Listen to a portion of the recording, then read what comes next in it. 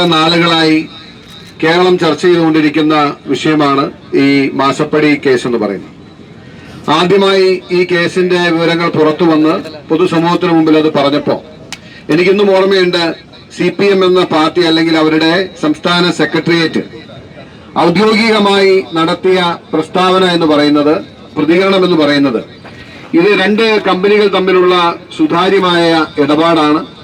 ഈ നടന്ന ഇടപാടിന് ബാങ്ക് മുഖാന്തരം നടന്ന ഇടപാടാണ്, അതിന് നികുതി നൽകിയിട്ടുണ്ട് എന്നതുകൊണ്ട് ഇതിൽ നിയമവിരുദ്ധമായി ഒന്നുമില്ല എന്ന നിലപാട് സ്വീകരിച്ചു. എന്നാൽ ആ സമയം മുതൽ ഇന്ത്യൻ നാഷണൽ കോൺഗ്രസും അതുപോലെ ഐക്യ ജനാധിപത്യ മുന്നണിയും കേരള സമൂഹത്തോട് ആവർത്തിച്ച് പറഞ്ഞതാണ് ഇത് കേരളം കണ്ട വലിയ അഴിമതികളിലും കൊള്ളകളിലും ഒന്നാണ് എന്ന്. ഈ അഴിമതിക്ക് നേതൃത്വം നൽകിയത് മറ്റാരുമല്ല, കേരളത്തിന്റെ മുഖ്യമന്ത്രി പിണറായി വിജയനാണ്.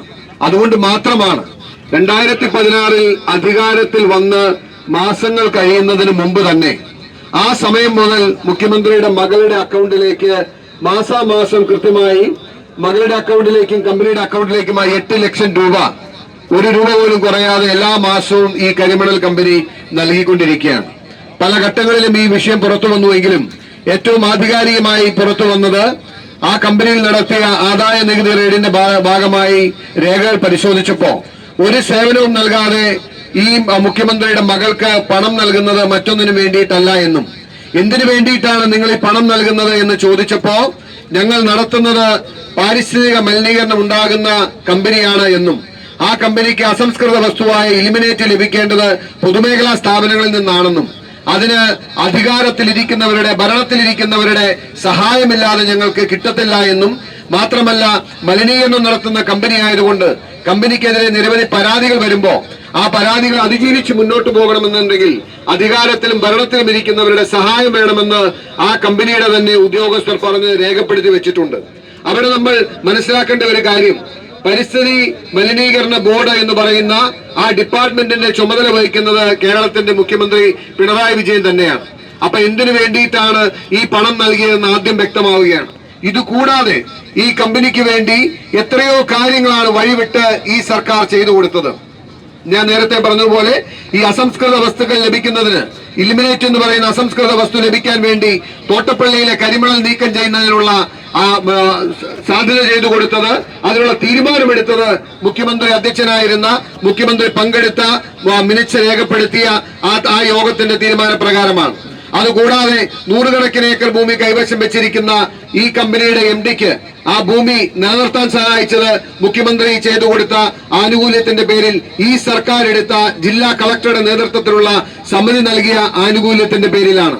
ഇത് മാത്രമല്ല, കമ്പനിയുടെ 4 പ്രധാന ലീസുകൾ റദ്ദ് ചെയ്യാൻ വേണ്ടി 2016 മുതൽ സംസ്ഥാന സർക്കാരും സംസ്ഥാന മൈനിങ് ആൻഡ് ജിയോളജി ഡിപ്പാർട്ട്മെന്റും പരിശ്രമിക്കുമ്പോ ഈ 2024 ഞാൻ വിജിലൻസ് കേസ് കൊടുക്കുന്നത് വരെ അത് ക്യാൻസൽ ചെയ്യാതെ നിലനിർത്തിയത് പിണറായി വിജയൻ നേരിട്ടിടപെട്ടാണ്. ഇതുപോലെ എണ്ണിയാൽ ഒടുങ്ങാത്ത അല്ലെങ്കിൽ എണ്ണി പറയാൻ കഴിയുന്ന നിരവധി ആനുകൂല്യങ്ങൾ ഈ കമ്പനിക്ക് ചെയ്തു കൊടുത്ത പിണറായി വിജയൻ തന്നെയാണ് ഇത് മുഖ്യപ്രതിയായി വരുന്നത്. ഇപ്പോ ഏറ്റവും ഒടുവിൽ SFI അന്വേഷണം നടത്തി. SFIO കേവലം ആരോപണമോ ആക്ഷേപമോ അല്ലെങ്കിൽ FIR-ഓ ഇൻവെസ്റ്റിഗേഷനോ പരിശോധനയല്ല. ആദ്യമായി പിന്നീട് CPM പറഞ്ഞ വാദം എന്ന് പറയുന്നത് ഈ കാര്യങ്ങളെല്ലാം നടക്കുമ്പോ വീണ വിജയനെ കേട്ടിട്ടില്ല, എക്സാലോജിക്കിനെ കേട്ടിട്ടില്ല, അവരുടെ ഭാഗം കേൾക്കാതെ വന്ന ഈ വാദങ്ങൾ ഞങ്ങൾ അംഗീകരിക്കുന്നില്ല എന്ന് പറയുന്നു. ഇതിനെല്ലാം പൊളിച്ചുകൊണ്ടാണ് SFIO അവർക്ക് നോട്ടീസ് അയക്കുകയും അവരുടെ വാദവും അവരുടെ ഭാഗം കേൾക്കുകയും പണം കൊടുത്തവന്റെയും പണം വാങ്ങിയവന്റെയും ഭാഗം കേട്ടിട്ടും ഇത് നിയമവിരുദ്ധമായ പണമിടപാടാണ് എന്നും ഇത് വലിയ അഴിമതിയാണ് എന്നും SFIO കണ്ടെത്തി അന്വേഷണം പൂർത്തിയാക്കി കുറ്റപത്രം കോടതിയിൽ സമർപ്പിച്ച ഈ സമയത്താണ് നമ്മൾ ഈ മാർച്ച് സംഘടിപ്പിക്കുന്നത്. ഞാൻ ഒരേ ഒരു കാര്യം പറയാൻ ആഗ്രഹിക്കുന്നു. ആദ്യം നമ്മൾ ഉന്നയിച്ച സ്വർണ്ണക്കടത്ത് ഇന്ന് ഒന്നുമല്ല എന്നിവർ പറയുമ്പോഴും ആ സ്വർണ്ണക്കടത്തിന്റെ പേരിൽ മുഖ്യമന്ത്രി സംശയത്തിന്റെ നിഴലിൽ വരികയും മുഖ്യമന്ത്രിക്ക് വേണ്ടി അന്ന് കാര്യങ്ങൾ നിർവഹിച്ച മുഖ്യമന്ത്രിയുടെ പ്രിൻസിപ്പൽ സെക്രട്ടറി ശിവശങ്കർ എന്ന് പറയുന്ന IAS-കാരൻ ജയിലിൽ പോയതും ജയിലിൽ കിടക്കുന്നതും കേരളം കണ്ടതാണ്. രണ്ടാമത് മാസപ്പടി അഴിമതി വന്നു. ആ മാസപ്പടി അഴിമതിയിൽ മുഖ്യമന്ത്രിക്ക് വേണ്ടി കാര്യങ്ങൾ നിർവഹിച്ച സ്വന്തം മകൾ വീണ വിജയൻ ഇന്ന് കുറ്റപത്രത്തിൽ ഇടം പിടിച്ച് ജയിലിലേക്കുള്ള പാതയിലാണ് എങ്കിൽ വരും നാളുകളിൽ സാക്ഷാൽ പിണറായി വിജയൻ ജയിലിലേക്ക് പോകുന്ന നാളുകൾ അതിവിദൂരമല്ല എന്ന് പറയാൻ ഞാൻ ആഗ്രഹിക്കുകയാണ്. ഈ പോരാട്ടം നമ്മൾ അവസാനിപ്പിക്കത്തില്ല. കാരണം ഇപ്പോൾ നമുക്ക് ഇത്രയേറെ പോരാടേണ്ടി വരുന്നത് എല്ലാ അധികാരവും പിണറായി വിജയന്റെ കയ്യിൽ തന്നെയാണ്. എല്ലാ അധികാരവും, എല്ലാ പദവിയും, എല്ലാ സ്ഥാനവും, എല്ലാ ഏജൻസികളും, എല്ലാ പോലീസും, എല്ലാ വിജിലൻസും കയ്യിലിരിക്കുന്ന അതേ പിണറായി വിജയനെതിരെ അതേ വിജിലൻസിനെയും പോലീസിനെയും അതേ സംവിധാനങ്ങൾ കൊണ്ട് നമ്മൾ നേരിടാൻ ശ്രമിക്കുമ്പോ, നിയമത്തിന്റെ മാർഗത്തിൽ നേരിടാൻ ശ്രമിക്കുമ്പോ ഇപ്പോൾ പരിമിതികൾ ഉണ്ടാവും. രണ്ടാമതായി നമുക്ക് ആശ്രയിക്കാൻ കഴിയുന്നത് കേന്ദ്ര സർക്കാരിനെയാണ് എങ്കിൽ കേന്ദ്ര സർക്കാരുമായി കൊടുക്കൽ വാങ്ങൽ നടത്തുന്ന ഇടതുപക്ഷ ജനാധിപത്യ മുന്നണിയാണ് ഞാൻ കാണുന്നത്.